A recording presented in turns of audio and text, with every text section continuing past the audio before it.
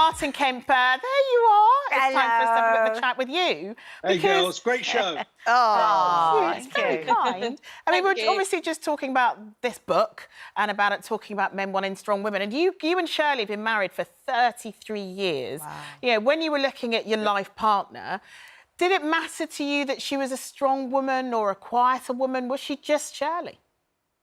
Well, I look at it kind of differently. I kind of see strong people as people that aren't afraid to change their minds and change their opinions.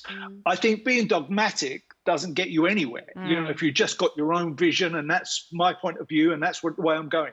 A strong woman or a strong man is somebody who can change their minds. You know, we have this thing at the moment during the pandemic when everyone says, oh, the government have made another U-turn, that's all they ever do.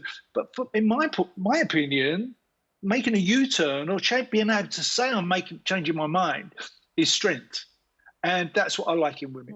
Oh, that's good relationship advice from you, Martin. Thank you very much. Yeah. But we are chatting to you, of course, because you've made a return to acting, haven't you? You're going to be in McDonald and Dodds this weekend.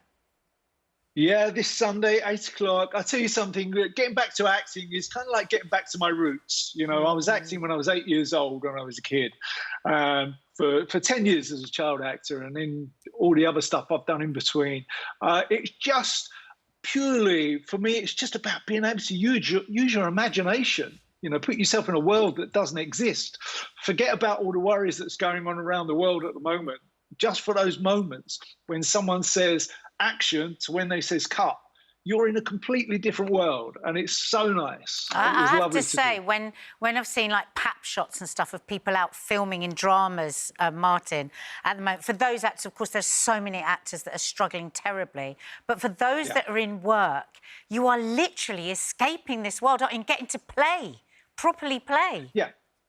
Yeah, because what we're all missing really is being social. We're all social animals. You know, it's not just about the work and about you know, you're struggling financially, but it's about having the social aspect of life taken away from you. And when actors are on sets, and I know, and you guys, you must back me up on this, it's about being able to be social.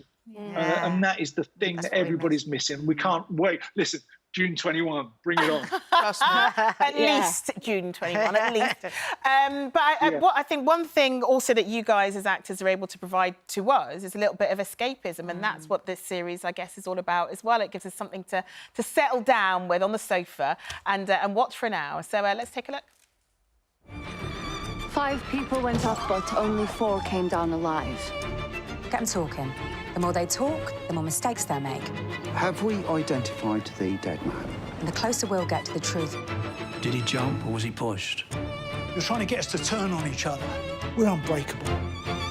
No, no one's unbreakable. Not to us.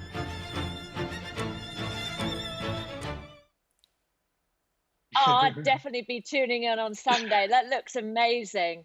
Love it, love it. I mean, when we're at home, I mean, you know, from having been...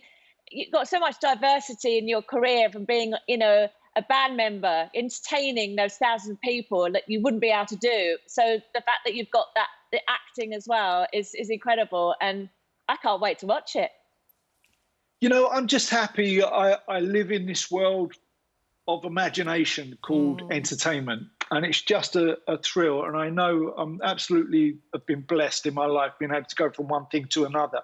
But for me, basically, they're all the same. They're all living this bubble called entertainment. And it's just a thrill being inside it, being able to you know, give people pleasure and entertainment. Bring joy to people, absolutely. I'm loving the themes in this show, and God, what a cast, Martin? Brilliant. But you have drawn on characters you've met in the past, haven't you, for your character in this? Oh, yeah, you know, I play this old 80s record company exec. When I first started out in the band, you know, honestly, they were more rock and roll than the people in the band.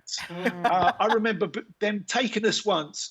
They took us to Ibiza, and we all went on the plane, and there was stuff that happened on the plane that was completely embarrassing that I will not go into.